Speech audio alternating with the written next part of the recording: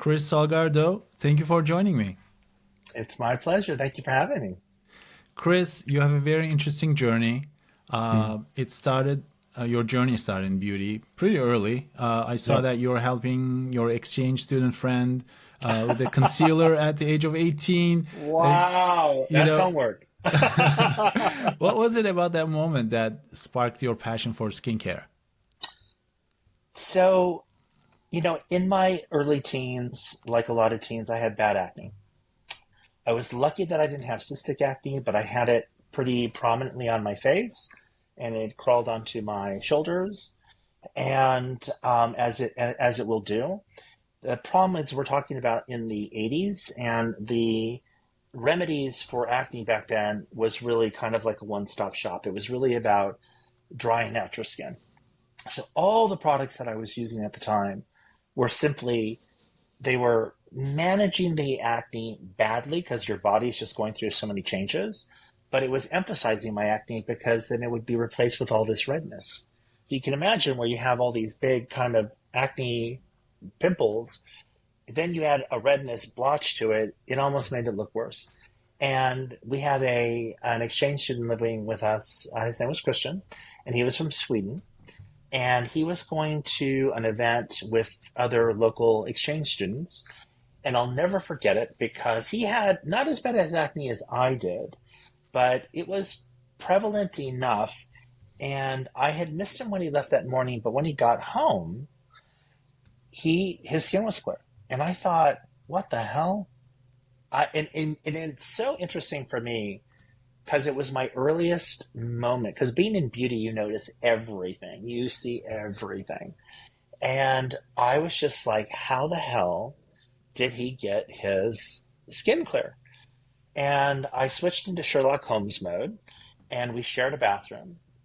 And he had a DOP kit, which had all of his products in it that I never even bothered to look at. And at the very top was a small tube of CoverGirl concealer.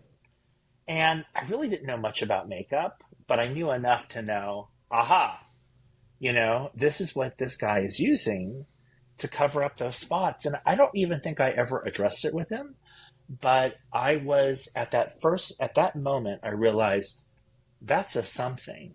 And it stuck with me later on as I was managing my own skin. But yes, that was my earliest real, well, I mean, it can go even further to my dad in Old Spice and my using Polo at 16 years old. But that moment was truly. Chris, you've worked with iconic brands. You're the president of Kiehl's. I'm really curious, what was it that made you want to leave and start your own skincare brand? So I was very, very fortunate in all aspects of my career. I was constantly being recruited to each position that I took. I always made a joke out of it. I've only ever put together one resume.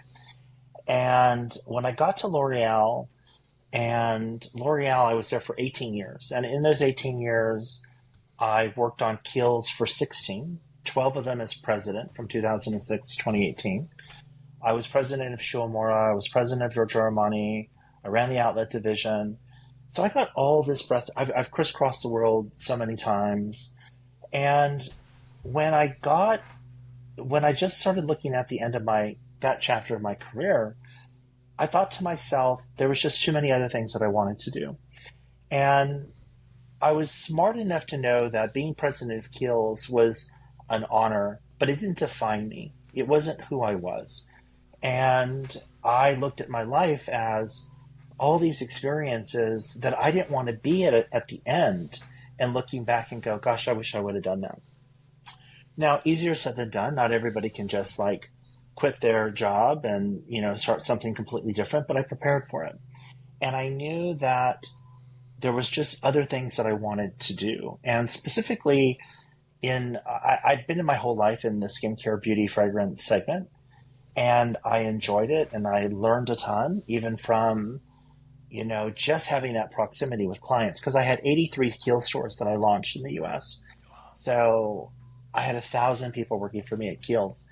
I was so close to the client, and I just felt like in listening to those stories and and seeing their progress and seeing how it could be so life altering that I wanted to do something on my own. And so I set it up for that. And what's interesting about, creating Atwater after Keels was that, leaving Keels and all that information that I learned at being at L'Oreal really set me up to embark on having my own brand. And then I had my own fresh ideas. It wasn't going to be something that I felt like I'd seen before, because who needs that? And that's not going to work. And I just felt like this was going to be the time to do it. If I waited too much longer, or if I waited till after I retired, I felt like I would just be too old. Hmm. And I felt like I would now have the energy to do it. And it's not the only thing that I wanted to do. But I look back at it. It was an incredible moment in my life. I'm forever grateful for being at L'Oreal and all that I learned. But I just simply wanted to try something on my own. And so I jumped off the deep end. It's incredible. I rarely meet people who work at one place for so long, almost 20 years, and you must have learned so much. And Yeah. clearly, starting your own brand, I probably would have done it only after a few years instead of waiting 20. I would have said, well, I worked that 5 years at Kiehl's and now it's my time. So you waited so much more. And then now you explain that, you wanted to do something on your own, being very close to the customer. But did you also notice something that you had a different vision for men's grooming than what was out there, in addition to just wanting to start your entrepreneurial journey? Sure. If I pulled back to my first job, it was working at Chanel. And I absolutely loved Chanel. And I think people, when I was at Chanel, people were like, this guy's never going to leave Chanel. He's like the sleek, the black, the briefcase, the really, the very much the Chanel look. And then here I ended up on this, and other things in prior that led me to like what I was doing at Kiehl's. But what I learned was, Kiehl's was a very unconventional brand. Had a lot of products. You showed up to the stores, whether it was a Barney's, where I bought it in LA, or the pharmacy in New York. It was a very, very different experience and very unique.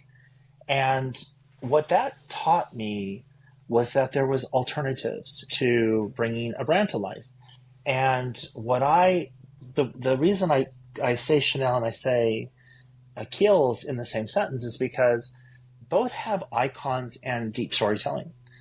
And, there was ways that you could bring them to life. And because I felt like as myself, like I am probably at my core a writer and a storyteller, that I felt like there was something in the skincare segment because I had a story to tell. And I felt like it wasn't being told. And working with other entrepreneurs and seeing other businesses, obviously being at L'Oreal, and everything that I learned specifically at Kiehl's, I thought, okay, what's your original story, Salgardo, and how do I bring that to life? Like what am I going to offer the client that's new, better, different? And do I have that? And I felt like I did. But it was understanding how those beautiful legacy brands, watching, I was president of Giorgio Armani for a while, even seeing Bobby Brown and working with Bobby Brown, Mr. Shu Uemura, he is in my mind a legend. All of them had such deep, rich roots to what they had brought together in their brand, all very different, but had a voice. And I think if you wanted to leave a big, leave a big job like mine, you better have defined clearly what your voice is going to be, or it's going to feel very Me Too. And that was the last thing I wanted. So all of that experience made it not easy, but easier to then lay out the groundwork and the path towards being a full entrepreneur. And the last thing I'll say is that, and even I think L'Oreal would have said this, I manage Kiehl's as if I was the entrepreneur. I think anybody looking at Kiehl's from 2000 till I left, no one even knew it was owned by L'Oreal. It felt very different and unique, and most people thought I owned it, which would have been wonderful. But but that was part of the experience that I wanted for people to have when they came into the store, and I think we accomplished that. Hmm. You said that you're a writer. When I was preparing for our call, I was checking out your Substack post, and I Oh. kind of found myself getting lost in the one about gardening. Um, I my wife loves gardening, and I'm love kind of it. like getting interested in it myself. So Yeah. that was really nice. I'm gonna go back and finish those because Oh, thank you. I appreciate that. it is a Yeah. nice read. So when you're leaving a place like Kiel's with so much Yeah. experience and so many relationships, and you kind of announce to the world that, look, I'm going to start my own thing now. Mm. I imagine people must be throwing money at you. But in your case, it seems like self-funding was a conscious choice for Yeah. you with It Atwater. was. So I'm curious, like, why wouldn't you just kind of use your relationships, or maybe you use them, but or like what happened during that transition? I'm kind of really curious because a lot of times I meet with entrepreneurs who kind of got Mm. started on their own without having any connections or anything like that. But in your case, it's a bit of a different journey. So I'd love to learn a little bit more about that transition period. Sure. So I am I could write a book, and I think eventually I will, especially on my or a books I've already written one. I'm writing a second one right now. The entrepreneur experience is one that I have so much respect and admiration for people who take this step. It's hard. And there were so many things that I thought about in in the Atwater experience, and some things I got really right, and some things I missed.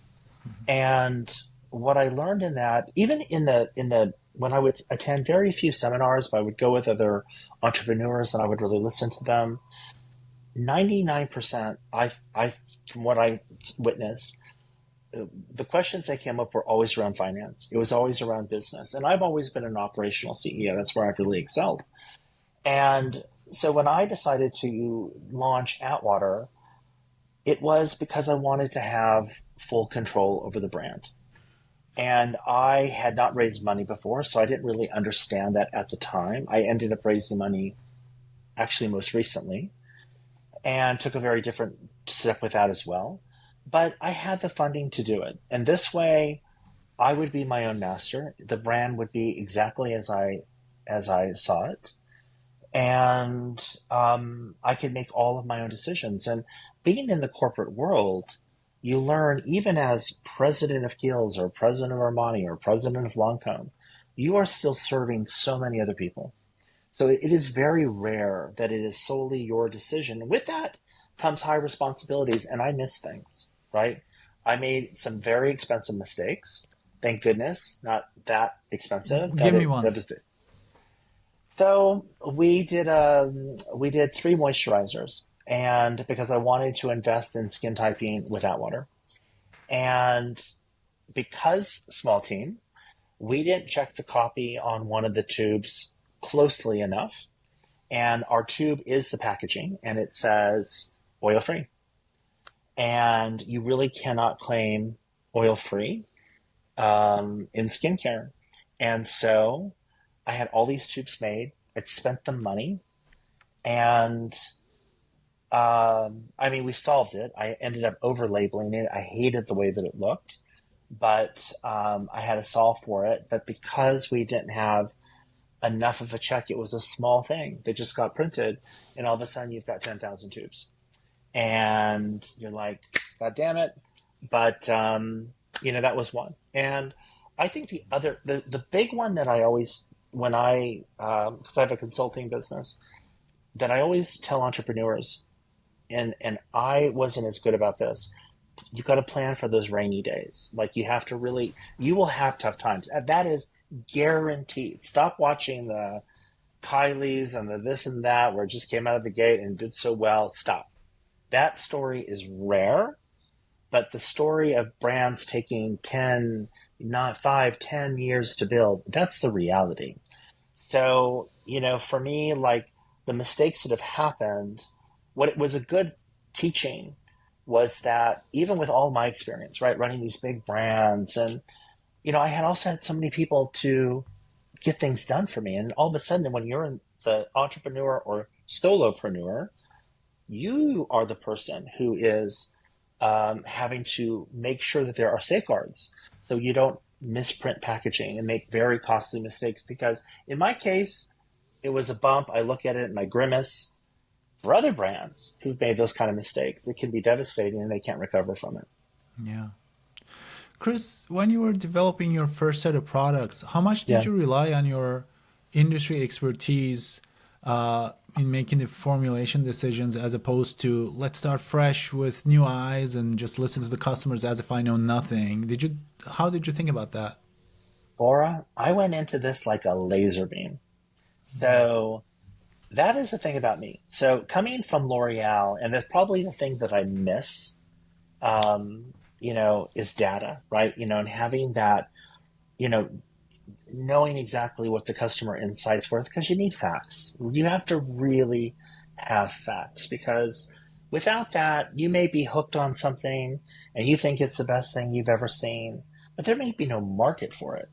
And so when I was developing the idea for Atwater had been through really kind of a decade of just insights and examining behaviors. And then like, okay, then because you've got to add something that's inherently you. Like, what are you bringing to the party? And so when it came to developing the products, I think the manufacturers that I worked with were kind of stunned because I would sit in there and I'd be like, here's the brief. Here's all the things I want it, you can put into it. Here's all the claims that I want to make. This is how much I want to pay for it. This is what I want it to deliver. This is how I want it to feel. And I went in so tightly with my vision where it wasn't like, well, I don't know. Should it be a gel? Should it be a stick? Should it be a lotion? I was not about any of those things. I knew exactly what I felt like would be the promise of Atwater, and I matched that up to all the formulas from the get-go. So from a formulation perspective, I got to say, I'm going to knock on some wood over here.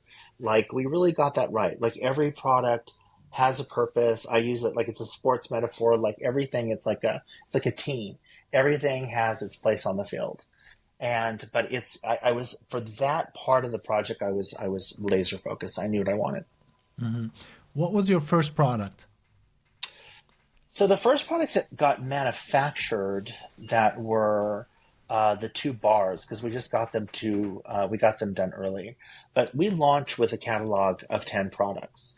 And I did that because part of my Chris Salgardo forecasting for 2025 is that we're not looking for these products that are one size fits all, right? Like, and I think unfortunately in the men's sector, we see too much of that because we think that men can, barely know how to open a car when it comes to skincare, and we don't give them a lot of credit. So we just hand them a moisturizer and say, this is for everybody. Now, I have very oily skin.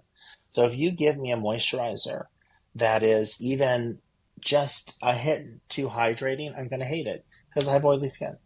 So, so for me, it was developing a range that would meet his skincare needs. And so it was 10 SKUs that all launched at the same time. 10. So how did you sell 100 of each SKU, the first 100 sales? How did it happen? Tell me about the I launch, soft launch, hard launch, PR, or viral, or whatever. Wow. Okay. So I was very fortunate that my first retail partner was Nordstrom's. So they partnered with me. I've known Nordstrom's for eons. We started working together in 1997, I think it was, when I was handling Bobbi Brown for them. And they're an incredible partner. I believe in them so wholeheartedly as a retailer. So we had them, and then we had our website.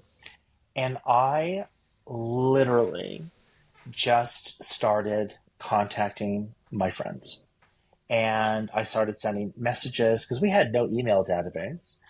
We didn't do a teaser campaign because I have had too much bad luck in the past of people knocking off brands that I worked on, and that's a whole nother kit and caboodle. And so I waited to just make the launch, and we just did it on Instagram, and just got out there and just started to promote it, really primarily through PR. And then my own following had been, for somebody who's a operational CEO for a living, I had about, at the time, about 97,000 followers on Instagram. So that helped to get the message out there, even though it's, I think everyone's posts and what have you are suppressed unless you're paying for it. But that's how it started. I really did it from a very granular way. I invested in samples. So we got samples into the market. We went on social. I relied on doing events in store, which nobody really likes to do. You have to remember, I started as a salesperson. So I'm very comfortable with the client. It's probably my favorite thing to do is to actually meet and talk people. And I don't hear so many people doing that, but I was willing to do it. And so all of those things combined started to get Atwater into people's hands, and it's just been building ever since. Amazing. Chris, yesterday, a good friend of mine, we spent many hours talking about business, future of business in the age of AI, and how one can differentiate what are good reasons to start something new now. And relationships came up. So now conversation with you is triggering some of those conversations.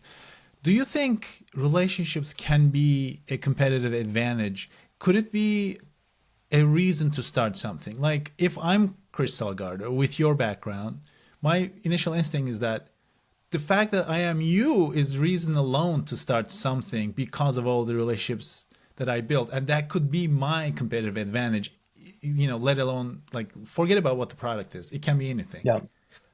Do you think it's applicable, or do you think it's just on the surface and then in the beginning it seems like strong, but it might fizzle out after a while? I don't know. It's super important. It's an advantage. And that's why, you know, I have I've always been a strategist, even when I was a tiny little boy, you know. I say tiny because I'm 6'3" now. I've always been about strategy. And knowing that was also maybe dovetailed into like when I decided to also leave, right? Because when I left my career, I knew I had enough runway to go out there and leverage, my success because that was hard earned, right? Like I did well because, you think about it, how long I was on Kiehl's. You don't stay long on a brand like that if you're just mediocre, especially at a company like L'Oreal that is a growth machine. You have to be successful all the time. And to be able to beat your own numbers year after year after year after year, it's not easy. And so I think what's come with my pedigree is also that people understand that I know what success looks like. I know, so it's not this, and this is why I kind of go back to the comment I made about being an entrepreneur. It's not enough that, Chris, I have this ingredient and it's this Himalayan salt that I found in Thailand at the top of this mountain. Okay, well, but who's going to buy it? How are you going to sell it? What do your margins look like? What's your product contribution? Who's your retail partner? Like all that other stuff matters. And so I got very lucky in that I've always felt that I had a real creative spirit. I think you could see that in Kiehl's and everything I touched, but probably with Kiehl's because it was a very interesting brand brought to life in store. And yet I understand enough about the business side of what it takes to continue to build it out. And people that I've worked with can see that over time. And even if you haven't worked with me, but you just look at my background, it's like, wow, look at what this guy has done year over year over year. That absolutely is a competitive advantage. And and it's really helped me tremendously with Atwater. And then I'm wise enough, Bora, to be like, I learned so much from young talent. Like the world is changing. The way that we shop, the rise of TikTok, the rise of Amazon, Ulta, Sephora, all these things have, so I think coupled with, yes, my pedigree has opened doors, but then my willingness to be a student, a forever student, and to get out of my own way and not feel like I have an ego. Oh, I don't need to do that. I'm Chris Salgardo. Absolutely not. Like I just want to succeed and build a brand that I can be proud of so that I can even do more good things in the world. Like success allows us a platform like it did in my past to be able to do things, to give back to organizations that I believe in, to give back to charities, to be a mentor, which also is something that's very important to me. I'm trying to put myself in your shoes at the stage of starting a new company. I probably would have, I just feel like I'd be very confident. I'm totally going to crush this. I should have done this earlier anyway. But then I feel like I probably would get humbled along the way by Yeah. underestimating some things, Yes. and then be shocked that how could this happen? I'm me. How could this happen to me? Did something like that happen? Can you share some stories? Constantly. And I'd say the biggest one, and it's something I think you and I touched on, is money. A really good friend of mine just simply said to me, Chris, don't run out of money. And regardless of what you have in the bank and then what you start to raise, if your money goes fast and you blink and you go, you're in a comfort zone and it feels like a lot, but maybe you haven't been quite looking at your balance sheet and your financial statements, that's scary because and I see it with a lot of entrepreneurs who raise money and then all of a sudden the percentage of their ownership just dwindles and their vision becomes something very different because it's hard to launch something new. Everything's out there. It's the gig economy. And so for me personally, I think it was going through the process of raising the initial funding and seeing that money go very fast, kind of kicking myself, oh, why did I spend on this? And I was very smart with my money, but you always miss things, always. That's why I say plan for those rainy days.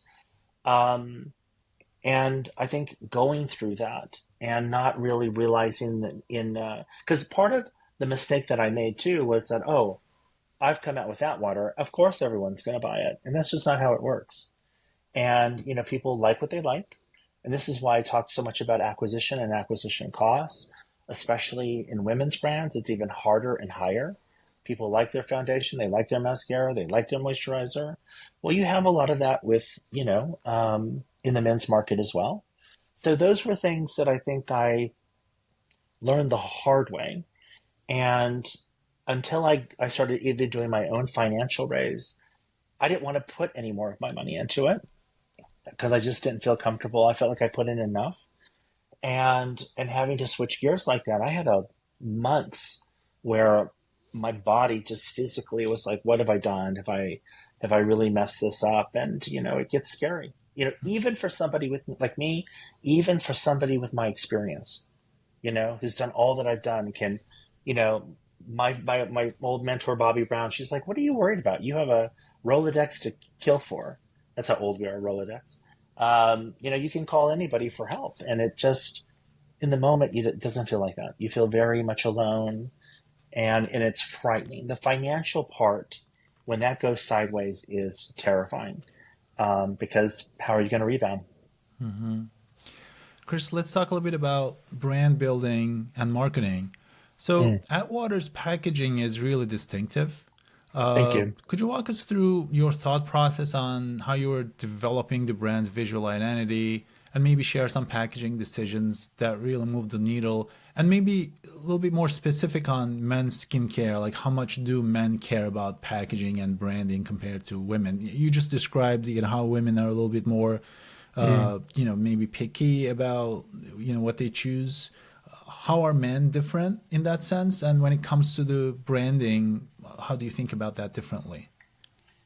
So it's all great questions, and so when I look at it, and I remember I did a town hall for WWD, and I rarely did these things. They had been asking me for I think 5 years. My PR team finally said, "You got to do it." WWD, can you tell our audience what that is? It's Women's Wear Daily. It's really an industry like everybody in beauty reads WWD and Glossy. And so they would have these CEO town halls and these different events, and they invited me to speak forever. It was standing room only. And the thing that I got up there and said to everybody, which was basically all my competitors in the audience, stop copying me. You know, like there are things that you can look at operational as best practices. Yes, go for it. But don't try to be, Keels with a Keells, be you. And so when I started creating Atwater, and again, I've been in the business for a long time. Like I had the CV, like, right? I felt like I had the permission to do this because I actually had done the work. It wasn't like, I'm in whatever banking and I have some money and I'm going to just build a brand and create this platform that maybe just didn't make any sense. Not that that's a bad thing, but just didn't feel inherently. I think we want authentic stories. So when I was building out Atwater, for me, and being off of, think about it again, the brands that I've worked on, Chanel, Giorgio Armani, Kiehl, Shomura, Bobby Brown, um, all of those had very passionate founders with a vision. And I knew what the formulas were going to look like. So when it came down to all the decisions, it was I chose every color. I named every product except for one. Everything had a story. There's icons on each one of them. I tried to, just from an overall packaging perspective, we are in a sustainable world, or we should be. And it's table stakes now. Before it was like, oh, I want to be sustainable. Now you have to be sustainable or you're a dinosaur. So I know that I wanted it to be a single package whenever possible, unless it was required by law. So that was a guiding light. When it came down to colors, I really leaned into like the blue of oil regulators, the perfect sky here in Kingston where I live. The gold is my love of comic books and Thor and his shield. The gray comes from growing up in a garage, with my father and having that be with him. Atwater is my father's hometown in Atwater, California. Um, the names, skin armor, heavy armor, oil regulator, smooth target is I'm an archer. I've been an archer for 35 years. So it has a little bow and arrow to it. And so everything I try to bring personality and storytelling to every single product. So it just wouldn't be this generic thing on the shelf. And I absolutely think it matters because if you think about Chanel number 5 and how she created that and her use of the camellia and the shamrock and the lion, and at Kiehl's you had Mr. Bones and science. And for me, it's like the spirit of adventure that I think that is in all of us, that I've tried to live my life, fully embracing. Um, that was where I went. So I looked at my own table stakes and I said, what are the colors that I want? What names feel good to me? What is the story? How do I want the packaging to show up?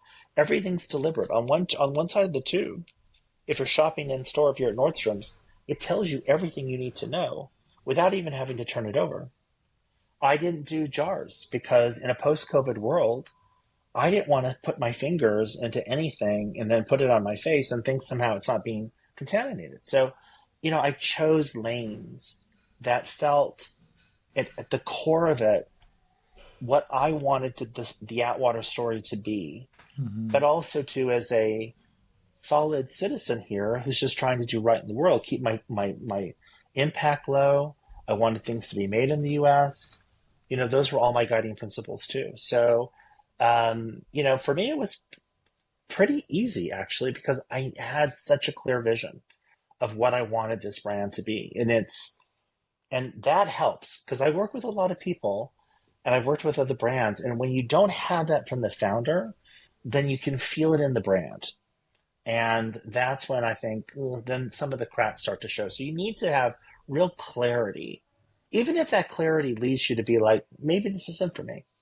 Maybe this isn't, maybe I don't believe in this enough. And you'll save yourself a lot of heartache and a lot of money.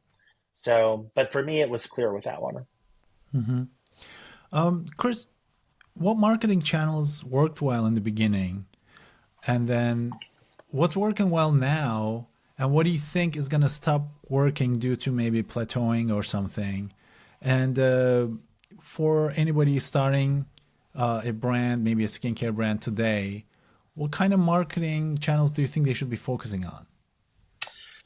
So if you are a women's brand, and the market is still divided really into two categories, right? You've got mass, even though we have this mastige, which is kind of in the middle, and then you have prestige. So prestige is your Sephora's, your Ulta's, even though Ulta has a little bit of a mass section.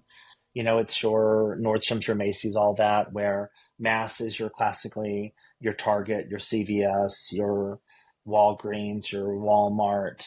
So you have to really pick a lane because that's going to also drive your margin strategy, right? How much are these products costing? What can you afford? Because those brands, those channels are traditionally for people really seeking value. And that's what they want to buy. I want value for my money, and I don't really care about fancy anything. To a certain degree, they want obviously people in that channel, and there's a lot of crossover, but it's really value driven.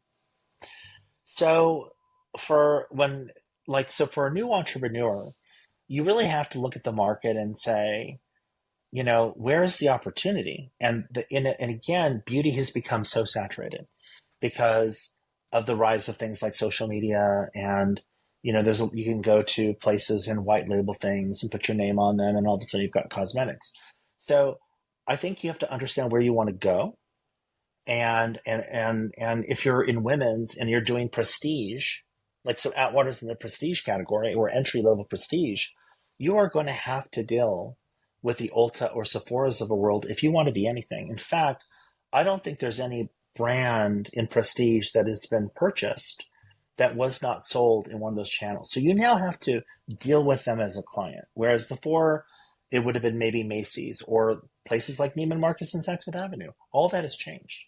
So, you know, if you can't get in there, it's just going to be a harder build because then on top of it, building brands in D2C is not what it used to be. That used to be by far my most profitable channel for everybody. And then it's become so promotional and the cost of acquisition has grown so high that it is no longer that cash cow that it used to be. So I think from a marketing perspective, understand where you want to go and do you have enough of a story? Is your positioning strong enough? Because it's not just you trying to get into one of these retailers. They probably see thousands, tens of thousands of brands a year is probably who approaches them. And so your position, your angle had better be really sharp. And it's not even enough to even be a celebrity. Because again, the consumer is really looking for authority. So I would say if you're a new entrepreneur, understand your market. Is it skincare? Is it hair care? Is it beauty? Really understand your margin strategy. Like what kind of a product contribution can I live with? Where do I want to be sold? How do I want to show up? Because also too, we have to remember that Amazon in 2025 is going to be the number one destination in volume and beauty, period. So now you've got Amazon, which we're seeing all these brands like Estee Lauder and everybody is now available there, which they weren't for many, many years. So I think you have to be very clear on that when you're embarking, because if you don't get that right, then it's going to be very difficult to just survive. Mm-hmm. So are you able to share your percentage split between retail versus DTC or just even ballpark? Yeah, I mean, it's about 50-50. Okay. We went, so for us, we've done well, so for us, it was looking at the men's market. And I felt like, again, with my background, I wrote a book in 2015 called Man Made. Like, because everybody asked me, well, why aren't you doing a women's brand? It's like, well, there's just so many. Like, it's not that I don't want to do women's eventually. And even with Atwater, 16% of our client are already women. Oh, really? Why is that? Because Gifts? women really understand, women are, they're just ahead of the game. Hmm. They love a strong founder story, which, so somebody like me who's done all this work, 18-year-old, this, acne-ridden kid to becoming president of Kiehl's at 37, women really appreciate a founder story, and women really understand ingredients really well.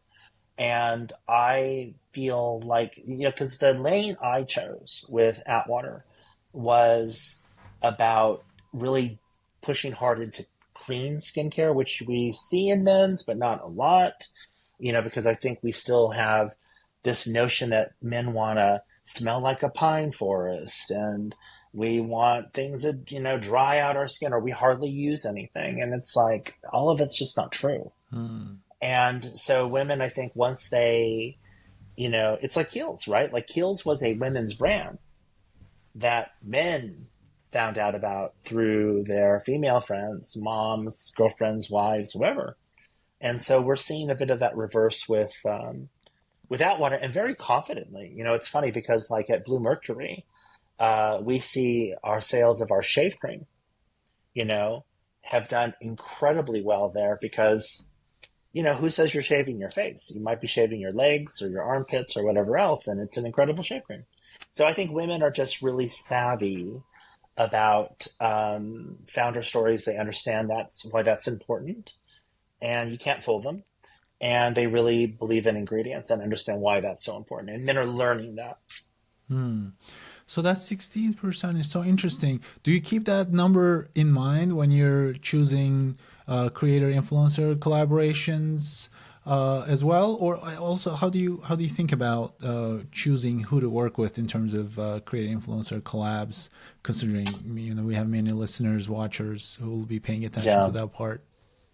So I always believe, and it's sort of like where I came, like at Keels, we were kind of slow to the boat on this one, right? Like we weren't as strong in social media as so many other people were. So when it comes to Atwater and working with influencers, which we've just really started doing, it's kind of new for us.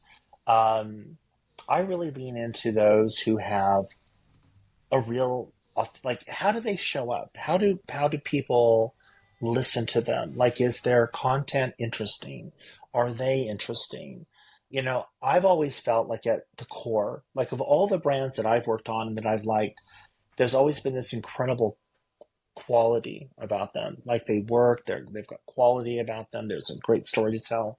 So I think like for us, we lean into people who actually have tried the product and that they really do like it, because it's hard to fake that. You can try to do it, or if you see a series of people promoting 10 or 15 different brands, and yes, I get it, got to make money, but there's something that's lost in this is the best, and this is the best, and this is the best. If you're following somebody and you're hearing that constant, one sort of pitch, it's hard to believe them. So I think that, and I think we have to really understand the power of micro influencers, right? Like I think that there is something. I've worked with people who have massive followings, 25 million, 30 million, not on Atwater but on other brands, and it just doesn't move the needle because it's not enough to post something today. Like you have to literally touch a client 15 times in one way or the other before they'll even purchase. So one post isn't going to do anything. So I think micro influencers, finding people that you really like, that jive with your brand, that jive with, like Atwater has a strong image. So like to me, it's like all of that is what we look for, and so far has worked well for us. And we don't go overboard, right? Like we don't spend all of our money there. Like that's another thing that I would really caution those maybe listening to this. Like if you're brand building, you have to be very careful about how you place your bets. And you need to be constantly doing analysis. And there's so many good tools out there for you to look at your ROIs. Was it worth it? What am I building? I'm going to stop here. I'm going to push on this. Like all of that is really critical to your success. Mhm. Really curious about that 15 touch points comment that you Mm, made. Um, uh, I'm on board with you with single post mm, doesn't do anything. nothing. So how do you get to the 15 number? I mean, obviously that's not doesn't mean 15 posts. I guess the customer just has to see this 15 times. Does that mean that you're very picky about choosing the creators you work with, maybe who don't work with a lot of other brands? Just because I understand what you say about they lose credibility if they just Mm, say this is the best, this is the best. yeah. But then what do you do? Do you say, all right, monthly for a year, at least we get like 12 posts out of it so that it's like an ongoing story or something? How do you think about that longevity so that you get that 15 touch points? So part it's really being disciplined, right? Like I think there is too much of this kind of batch and blast, and you sort of check a box. Like when you're thinking about a brand, and how a customer experiences it. There's so many things that we were told that just never came true. Oh gosh, I remember when home shopping came on the scene, and everyone was terrified that no one was going to shop in stores because everybody was going to be shopping from home. And obviously that didn't happen. And so every time we see things, the rise of social media, oh God, no one's going to start shopping in stores. Well, there's still stores out there. And we're even seeing that even the Generation Z is really appreciating a mall experience because we don't all want to be stuck at home regardless of what we're doing. How we're entertained is a different thing. So when I think about like those touch points, you know, it just, and this has been I've watched this for a lot of my career because you have to, because when you think about your strategy, how are you touching a client? Do you have their name? Is it then through email? Are they seeing your ads on a Facebook, a TikTok, an Instagram? Are you on Pinterest? Are you retargeting? Are you then following them up again? Are you then hitting up them again with another an influencer post or something that's come up? So you just have to realize in your sales planning that if you're thinking, oh, I just spent $50,000 on Superstar X to do this one post and I didn't get anything out of it and now I'm screwed.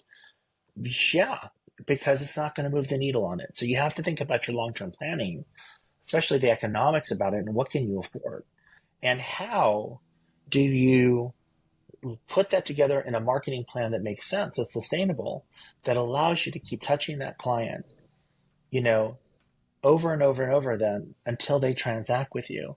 And you want to make sure that you're talking to an audience that wants what you're selling. Like I had an early experience with a performance marketing group who was constantly putting spend, and I didn't know this, towards a segment for women.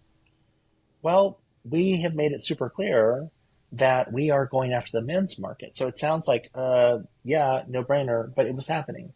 So then all of a sudden, we're spending all this money targeting a group that's probably not interested in what we're selling. You see a lot of that like with TV retailing. Like TV retailing is, it's generally an older customer, probably primarily women. So like they're going to want things that are going to be right for women less than they're going to be for men. Moral of the story is like really you have to know where your audience is and then decide how you're going to break out that budget so that you can get to those. I say 15 touches. Honestly, Bora, it's probably more like 18 now. 18, 19. It's like it's harder to acquire. It's harder to acquire clients for sure. Mm-hmm. Chris, final two-part question. Yes. Top two problems giving you a headache right now, and top two priorities that you're excited about for the year for Atwater. I think the top two problems for me are the one is being in the U.S. just a little bit of the uncertainty in politics. So everybody I think has had a very challenging year because, and I can tell you because I've been around a long time, that election years are always really challenging.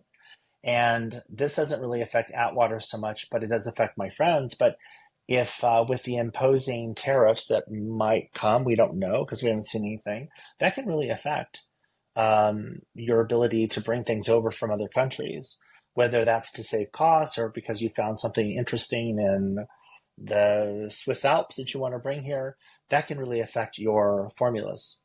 And the other thing I would say that I think about is also the rise of AI. There are definitely whole industries and segments that aren't as necessary anymore.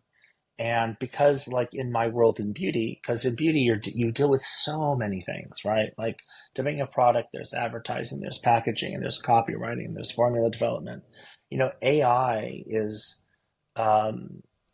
making things easier, if you know how to use it correctly for the entrepreneur.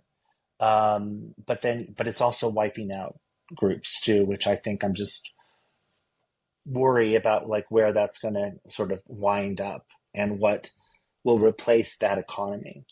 And the things that I'm excited about are, like for the one thing like in the men's market that I'm really excited about, because I've always believed in this because I learned this early on and I was just very fortunate. I love the how the men's market is building, and that this more of an embrace to self-care is feeling good and feeling natural, and men are embracing it because I think that men have paid a high price for toxic masculinity. Men are still thought of as like, oh, we can't cry, we can't take care of ourselves. That's an ego thing. That's gay. It's like there's all these things that we just surrounded that with that just don't belong there. And if somebody wants to take a hot bubble bath, good for you. And so I'm very excited about where the men's market is going. And then also too, I think like um, for in my world in beauty, that it constantly gets the innovation like that's coming out. I think products are the formulas are becoming so much more interesting. They do so much more. I think the channels for buying are fascinating, and I love that. I love seeing the modernization of the shopping experience as somebody who grew up in a mall. So I think like between those two are just some of the things that I'm really excited about. So we shall see. Chris Salgardo, thank you for sharing your journey with me. My pleasure.